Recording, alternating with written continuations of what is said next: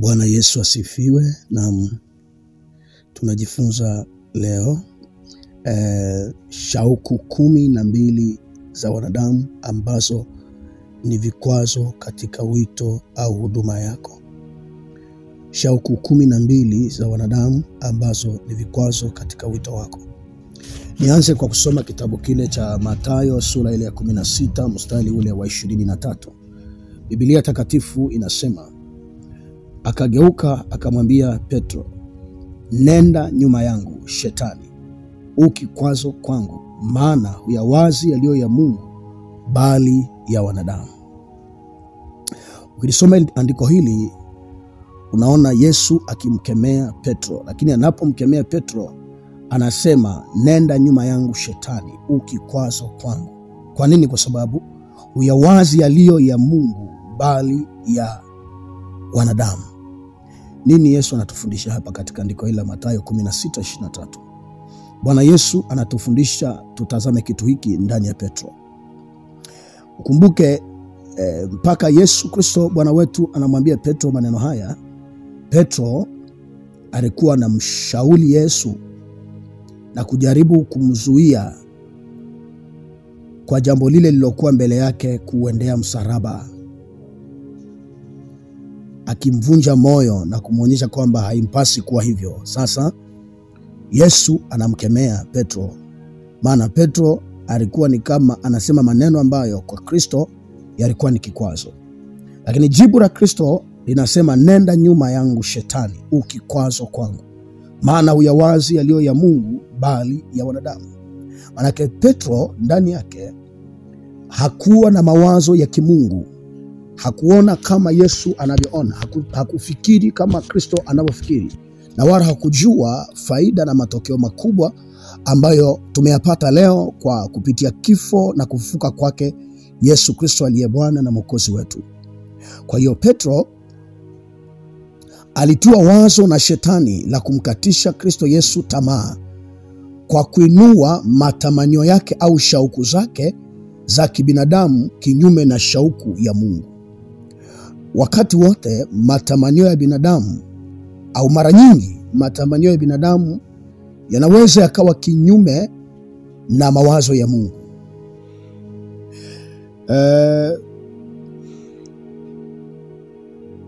Kwa miaka mingi nimeona watu wakishughulikia tamaa na shauku za binadamu na kuishia kuharibu utumishi wao. Narudia tena pointi hii. Kwa miaka mingi nimeona watu wakishughulikia tamaa na shauku za binadamu na kuishia kuharibu utumishi wao. Wewe mtumishi wa Mungu unanisikiliza, unahusika ama unashughulika na watu, na kila mtu anapokuja kwako huja na shauku yake na matamanio yake.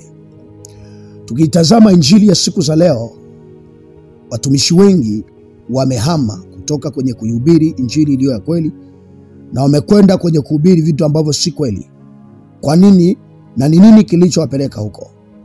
Shauku na matamanio ya watu. Kwa sasa hivi watumishi wengi, wahubiri wengi, wachungaji wengi wanahubiri ama wanafundisha vitu ambavyo ni matamanio na shauku za watu. Hawapendi kufundisha vile ambavyo ni vya Mungu, kwa sababu pengine vinapingana na matamanio au shauku za watu. Kwa wangeweza wakifanya hivyo, maana yake watakosa wateja. Kwa ili wasikose wateja, inawagharimu waendelee kuhubiri vitu ambavyo ni matamanio ya watu na shauku za watu. Lakini tunamuona Bwana Yesu anamkemea Petro kusema, rudi nyuma Shetani, ukikwazo kwangu. Mara zote shauku na matamanio ya watu yanaweza yakakufarakanisha na Mungu, yanaweza yakakugombanisha na Mungu, yanaweza yakakutenga na Mungu. Unaweza ukakosea wewe kwa sababu ya kutii na kufuata matamanio na shauku za watu, ukamwasi Mungu. Sasa nataka nikuonyeshe shauku au matamanio 12 ya wanadamu ambayo ni kikwazo katika wito au utumishi au huduma yako. Namba 1, chakula na mavazi. Hivi si vitu vibaya, ni vitu vyema. Lakini kutamani kupata chakula na mavazi kunaweza kuwa kikwazo katika wito wako. kutamani kupata chakula na mavazi kunaweza kuwa kikwazo, kunaweza kuharibu utumishi wako. Jambo la pili, ndoa sio kitu kibaya, lakini kushikilia mambo ya ndoa kunaweza kuwa kikwazo katika wito wako. Inaweza ikawa ni ndoa yako mwenyewe, ama zinaweza zikawa ni ndoa za watu wengine. Ukishikilia mambo ya ndoa, yanaweza yakakutoa kwenye mstari wa ukamilifu katika huduma na utumishi wako. Jambo la tatu, kuwa na watoto na kuwalea sio kitu kibaya, lakini kushikilia vitu hivi kunaweza kuwa kikwazo katika utumishi wako. Ninajaribu kukuonyesha vikwazo ambavyo wewe mtumishi wa Mungu hauna budi kuvishinda. Kuna kikwazo cha chakula na mavazi, unaweza ukakosa. Maana haya ni matamanio ya kibinadamu, unaweza ukayakosa. Kuna matatizo na migogoro ya ndoa, inaweza ikakutoa kwenye mstari wa Mungu. Lakini kuna habari ya watoto, kupata watoto na kuwalea. Unaweza ukakaa muda mrefu bila watoto. Matamanio ya kibinadamu yakakutoa katika utumishi wako, ama yakawa kikwazo kwako. Mungu atusaidie sana. Lakini jambo la 4, fedha. Naam, fedha sio kitu kibaya, lakini kupenda fedha kunaweza kuwa kikwazo katika wito wako. Biblia inazungumza, inasema fedha ni shina la mabaya yote. Fedha ni chanzo cha mabaya yote. Kupenda fedha, watumishi wengi hivi leo ninavyozungumza wametoka katika utumishi wao na ukamilifu wao waliokuwa nao kwanza Mungu alipowaita, kwa sababu ya kupenda fedha. Kwa sababu ya kupenda fedha. Jilinde sana na tamaa ya fedha, hasa fedha za udhalimu. Biblia inasema utaua pamoja na kurizika vyafaa sana. Mungu akujalie mtumishi wa Bwana, mtumishi wa Mungu, akupe roho ya kurizika. Na hayo yote Mungu ambayo unahitaji, Mungu atakukumbuka na atakusaidia. Bwana Yesu atusaidie sana. Jambo la 5, kuwa na nyumba sio kitu kibaya, lakini matamanio na shauku ya kutamani kuwa na nyumba unaweza kuwa kikwazo kwako. Pengine unapitia changamoto katika nyumba za kupanga, na wewe ni mtumishi wa Mungu, unadhihakiwa, unazomewa, wakati mwingine hata kodi ya nyumba hauna. Haya yote yanaweza kuwa kikwazo katika utumishi wako. Tujifunze kukemea na kuyaamuru haya ambayo ni vikwazo, yanaweza kuwa vikwazo kwetu. Tujifunze kama Bwana wetu Yesu alivyotuonyesha, akakemea, akamwambia Petro, nenda nyuma yangu ewe shetani, maana ukikwazo kwangu.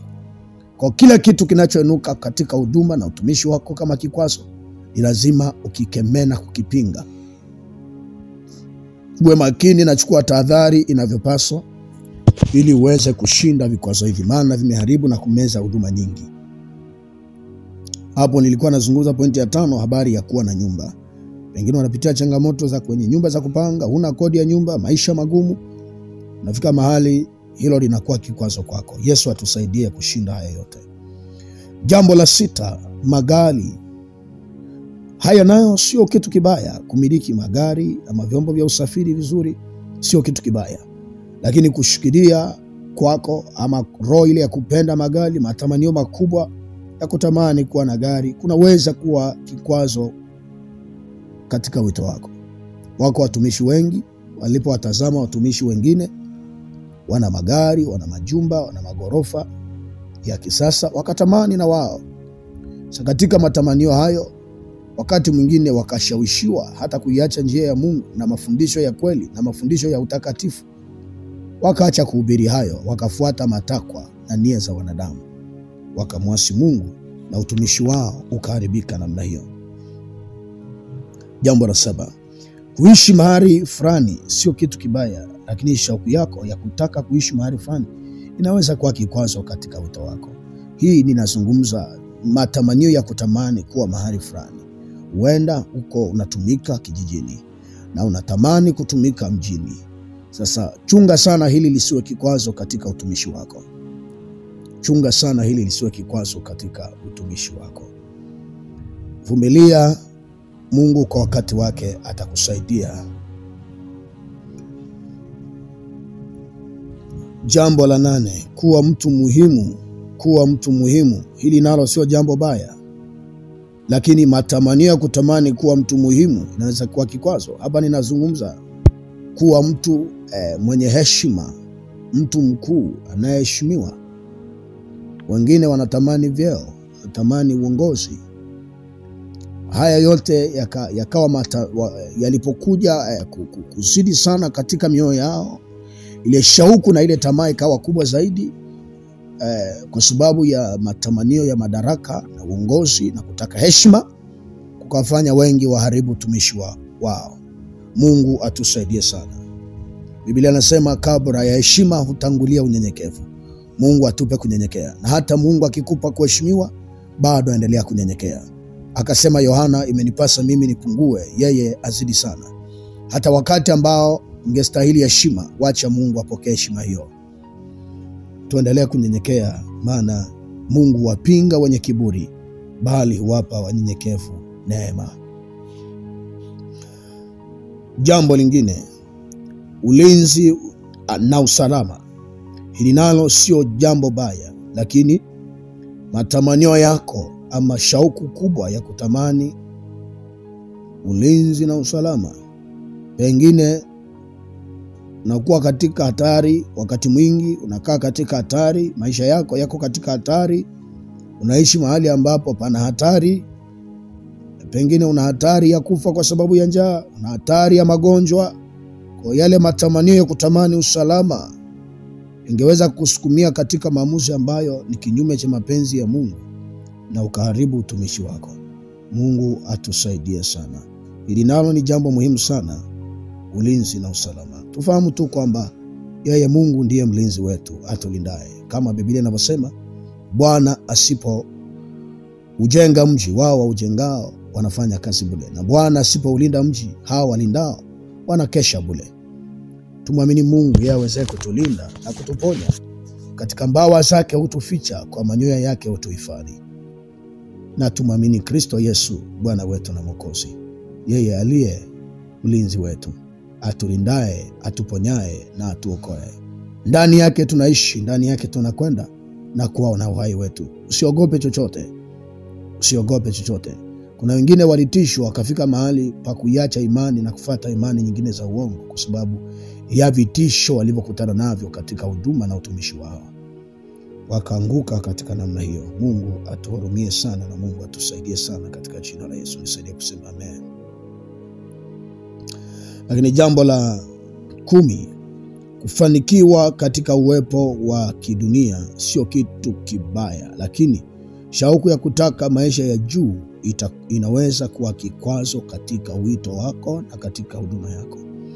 Matamanio ya kufanikiwa, shauku ya kufanikiwa haraka inaweza kuwa kikwazo kwako. Mungu atusaidie sana. Jambo la 11, ufahari. Hili nalo sio jambo baya. Kila mtu angetamani kuwa fahari. Kila mtu angetamani kuwa mkuu. Kila mtu angetamani kuwa mheshimiwa. Kila mtu angetamani kutetemekewa. Lakini jambo hili likikaa ndani ya moyo wako, ikawa shauku yako na matamanio yako makubwa kutamani ufahari, kuonekana bora kuliko wengine, inaweza kuwa kikwazo katika wito, huduma na utumishi wako. Jilinde sana na ufahari. Jiepushe na mambo haya, yasikae ndani ya moyo wako yakawa shauku na matamanio yako makubwa, maana haya yanaweza kukuua na kuua utumishi wako. Jambo la 12 ni elimu. Elimu nayo sio kitu kibaya, lakini matamanio ya kuwa na elimu katika maisha yako yote kunaweza kuwa kikwazo katika wito wako. Wengine umesoma kwa level fulani na ungetamani uendelee kusoma level fulani, lakini pengine yakawa ni matamanio yako ama ni shauku zako. Sasa jilinde sana pia, kwa sababu elimu inaweza kuwa inaweza kuwa kikwazo katika huduma yako. Matamanio ya elimu. Unataka kwenda kuongeza PhD ama masters ama degree, msikilize Mungu. Usifanye mwenyewe bila kumsikiliza Mungu. Msikilize Mungu na usishindane na ulimwengu. Pengine ungetamani kuwa kama fulani, kama watu fulani wenye elimu fulani. Hayo yote linda sana yasikae katika moyo wako, yakausukuma moyo wako kuyafanya na kupuuza mapenzi ya Mungu. Mungu akubariki na kutakia utumishi mwema. Neema ya Mungu ya juu yako. Bwana akuepushe na vikwazo vyote. Nami ninaomba sasa katika jina la Yesu Kristo wa Nazareti aliye hai, kila kikwazo kilichosimama mbele yako na kiyeyuke sasa kwa jina la Yesu. Ninatuma moto, ninatuma moto, ninatuma moto. Kila ashiki tamaa ya kipepo ambaye adui ameituma ndani yako, ambaye adui ameituma katika moyo wako, tamaa ya kumiliki mali, tamaa ya umaarufu, tamaa ya vyeo, tamaa ya huduma kubwa, kila tamaa ya kipepo, tamaa ya kuendesha magari ya kisasa ambayo inakusumbua moyo wako usiku na mchana, ambayo shetani ameituma ndani yako, ninaikemea kwa jina la Yesu Kristo. Ninaivunja kwa jina la Yesu. Ewe shetani, rudi nyuma, huna mamlaka kwa jina la Yesu Kristo. Ewe shetani, rudi nyuma kwa jina la Yesu Kristo. Hauna mamlaka kwa jina la Yesu Kristo wa Nazareti. Ninaachilia uwezo wa Bwana na nguvu za mfalme Yesu zitusaidie sasa kwa jina la Yesu Kristo. Tunashinda vikwazo vyote katika huduma. Tunashinda vizuizi vyote katika huduma. Tunashinda viambaza vyote katika huduma na utumishi wetu kwa damu ya Yesu Kristo na kwa moto. Maana Mungu tumwabuduye ni moto lao. Huo moto unalamba kila kikwazo. Huo moto unalamba ashiki za kipepo, tamaa za kipepo. Huo moto unalamba kila tamaa za kipepo kwa jina la Yesu Kristo wa Nazareti. Mandarabasika. Kwa jina la Yesu Kristo wa Nazareti. Uweza wa Bwana uwe juu yangu. Uweza wa Bwana uwe juu yako. Bwana anipe kushinda siku zote. Bwana akupe kushinda siku zote. Katika jina na damu Yesu Kristo, ninakutakia amani, ninakutakia baraka na kukumbukwa na Bwana. Katika jina la Yesu Kristo wa Nazareti. Katika jina la Yesu Kristo wa Nazareti. Katika jina la Yesu Kristo wa Nazareti. Katika jina la Yesu Kristo wa Nazareti. Katika jina la Yesu Kristo wa Nazareti. Pokea baraka za Bwana. Pokea neema ya Bwana na kutakia amani, baraka za Bwana na kukumbukwa na Bwana. Katika jina la Yesu Kristo. Amen.